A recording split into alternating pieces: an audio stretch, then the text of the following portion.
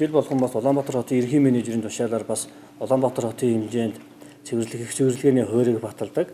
Энэ хуурийн дагуу бас хаврын их цэвэрлэгээ маань энэ 4 сарын 20-ны өдөр бас ингээд зохион байгуулагдахаар болоод байна. Тэгээ үүнтэй холбоотойгоор бас нийслэлийн засаг даргын 2019 оны 4-р сарын 11-ний өдрийн А285 дугаар захирамж гарсан. Энэ захирамж маань бас энэ хог хаягдал, орчны бохирдлыг бууруулах зарим арга хэмжээний тухай гэсэн захирамж гарсан байгаа. Тэгээ энэ захирамжаараа бас энэ их цэвэрлэгээний 90 минутыг 4 сарын 20-ны өдөр зохион байгуулалттай холбоотойгоор бас Улаанбаатар хотын ерөнхий менежер нийслэлийн 9 дүүргийн засаг дарга нарт үүрэг болгосон байгаа. Тэгээд энэ захирамжийн дагуу бас Улаанбаатар хотын ерөнхий менежерийн 4 сарын 11-ний өдрийн бас А99-р тушаал гарч бас энэ бүх нийтийн их цэвэрлэгээ зохион байгуулах тухай энэ тушаал гарсан. Тэгэхээр цэвэрлэгээний чиглэлийг та бүхэнд танилцуулъя. Цэвэрлэгээнд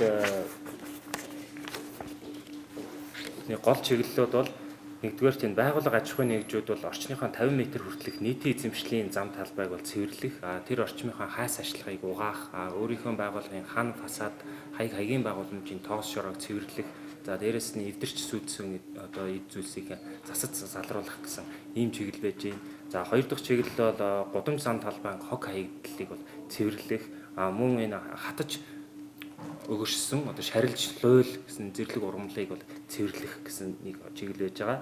За 3 дугаар чиглэл нь бол айл өрх аж ахуйн нэгж байгууллагуудын хог хаягдал ач цуглуулалтыг бол эрчимжүүлье. Айл өрхүүдэд төвлөрсөн, бүүнкерэн дүүрсэн, эсвэл гэр хороолт одоо энэ тусгай заасан хогийн цэгүүдэнд дүүрсэн эдгээр цэгүүдийн ачлтыг бол эрчимжүүлье гэсэн чиглэл байж байна.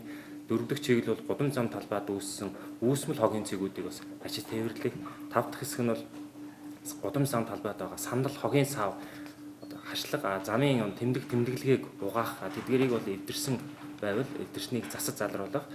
За гэрэлтүүлгийн шон хөшөө баримлыг угаах, засварлах гэсэн чиглэл байна. 6 дахь чиглэл нь бол нийтийн эзэмшлийн гудамж зам талбайд байршуулсан өнгө үзэмжгүй хаяг мэдээллийн байгууламжууд байж байгаа. Рекламны самбар гэдэг нэрээр ойлгож байгаа. Эднэрийн одоо өнгө үзэмжийг сэргээх, засварлах гэсэн ийм чиглэл байна. Сүүлд нь энэ чиглэл цэвэрлэгээний үеэр бол нийслэлийн мэргэжлийн хяналтын газраас бол цэвэрлэгээний үйл ажиллагаанд бол нийт одоо улсын байц агч нарыг хамруулж одоо хяналт шалгалтын үйл ажиллагаа хийгднэ. За цэвэрлэгээний үеэр одоо зохион байгуулагдах арга хэмжээнүүдийг та бүхэнд танилцуулъя. Скватрын талбайд нээлттэй арга хэмжээ 10 цаг 30 минутаас эхлээд 11 цагт бол нийслэл даяар бүх дүүргийн хэмжээ нэгэн зэрэг их цэвэрлэгээний ажил зохион байгуулагдана. Дүүрэг бүрт цэвэрлэгээний үйл ажиллагаа нээлттэй үйл ажиллагаа болно. За хоёр дахь хэсэг бол дүүргүүдийн тогшүүчгээний компаниуд хороодын хэсгийн ахлагч нартай хамтраад энэ аж ахуйн нэгж байгууллага иргэдийг цэвэрлэгээнд гарахыг уриалж одоо цагаан хоолой дуут одоо спикерээр та бүхэн нийслэлчүүдэд мэдээлэл өгч ингэж ажиллах байж байгаа. За нийслэлийн одоо 80 гаруй харьяа газрын агентлагууд дунд гол туул голын дагуу цэвэрлэгээг хийн. За мөн энэ дээр нэмэгдүүлээд дүүргийн засаг даргын тамгын газрууд харьяа дэрэгдэх хил залбууд нь бусад одоо гудамж талбайг одоо хойг хаягдлыг цэвэрлэхээр хуваарьтай ажиллана. За дээрэс нь Улаанбаатар хотын захирчийн ажлын албаас ажилуулдаг иргэдийн бүлгийн 250 хүн одоо гудамж зам талбайд бас мөн адил угаалга цэвэрлэгээ хийх, хог хаягдал цэвэрлэх чиглэлээр ажиллахаар байж байгаа. За мөн одоо нийслэлийн 9 дүүргийн тогшүүчгээний компани 920 зам талбай үйлчлэгч одоо гудамжны хайс ашлага, хогийн савыг бүгдийн нийт эзэмшлийн замд гудамж талбай гэсэн хогийн савыг угаах, тэр орчинд бохирдсон одоо талбайг цэвэрлэх гэсэн энэ чиглэлээр ажиллана. За мөн энэ 120 мянгатад байгаа тэмээтэй өшөөг засварлах ажлууд хийгдэнэ. За мөн Монголын хог хаягдлыг дахин босруулах үндэсний холбооноос нийслэлийн дүүргүүд дээр 30 байршилд давхар түүхий эдэг урамшуултайгаар худалдаа авах ийм үйл ажиллагаа зохион байгуулагдана. Ингээд их цэвэрлэгээний энэ өдрүүдээр мөн одоо энэ хотын гудамж ногоон байгууламжууд гудамж зам талбайд байгаа ногоон байгууламжид ажилладаг арчилгаа үйлчилгээ үзүүлж байгаа мэргэжлийн байгууллагууд услага хийгдэн, ногоон байгууламжид үүсгэн хог хаягдлыг цэвэрлэн, за дээрэс нь мод бутц өгнийг хэлбэржүүлэх энэ ажлууд одоо хийгдэнэ. Ингээд цэвэрлэгээний ажилд одоо нийт аж ахуйн нэгж байгууллагууд идэвхтэй оролцохыг уриалж байна.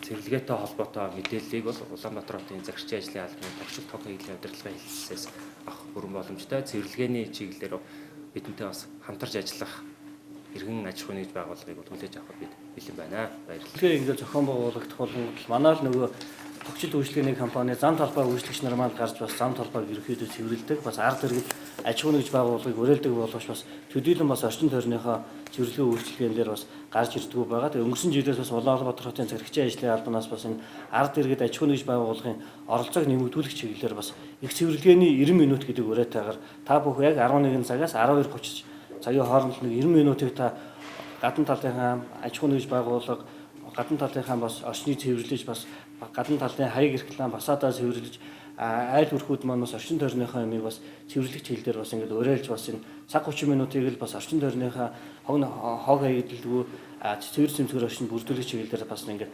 анхаарч ингээд ит хүч шармаалттай ажилласаа гэдэг дээр уриалж байгаа. Тэгээд бас өнгөрсөн жил бас манай Монголын хог хаягдлыг дахин боловсруулах үндэсний холбоо маань бас яг энэ өдөртөө бас бид нар Улаанбаатар хотын зэрэгчийн ажлын албатай хамтарч бас энэ хог хаягдлыг бас худалдаа авах байршлууд дээр бас өндөр үнээр худалдаа авах ажлыг зохион байгуулдаг байгаа. Тэгэхээр энэ чиглэлээр бас Монголын хог хаягдлыг дахин боловсруулах үндэсний холбооны бүүсдэх захирал бас Чанма та бүхэнд бас дэлгэрэнгүй мэдээлэл өгнө. Монголын хог хаягдлыг дахин боловсруулах үндэсний холбооны гишүүд 2018 оны 4 сард болсон их цэвэрлэгээний үйл ажиллагаан дээр маань нийслэлийн хэмжээнд 10 байрлалд нийт 8 тонн хог хаягдлыг буюу давхар нөөц хог хаягдлыг дахин боловсруулах энэ давхар нөөц хог хаягдлыг худалдаж авсан байгаа. Тэгээ энэ жилийн үйл ажиллагаан дээр бид нэр 30 байрлалд нийт 9 дүүргийн 30 байрлалыг хамруулад 15-аас 20 тонн давхар нөөц дахин боловсруулах боломжтой энэ түүхий эдийг бид нээс урамшуулалттай үнээр худалдаж авахар төлөвлөд байна.